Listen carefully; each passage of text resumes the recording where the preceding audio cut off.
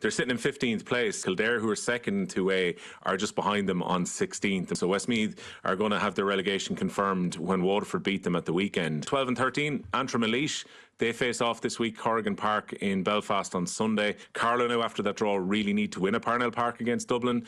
And I think Dublin, well, it's not mathematically over for them. It feels like their race is run now at this stage, and that's why they've dropped down to 10th place. But yeah, so I've Offaly in 9th. Offaly are almost certainly going to Division 1A for next season. They've only dropped 1 point in the league so far this year. As you mentioned, Wexford, who have put into 8th place, have obviously got Lee Chin back recently. I think Waterford are a little bit behind the teams that we're going to talk about in the top 6. Galway have recovered really well. If you consider the tanking they took in the first round of the league, they've now won 3 matches in a row. Kilkenny just above them on the back of that defeat against Cork at the weekend, where there were some worrying signs about the way that Kilkenny played. Clare have dropped down 1 place since we've spoken last.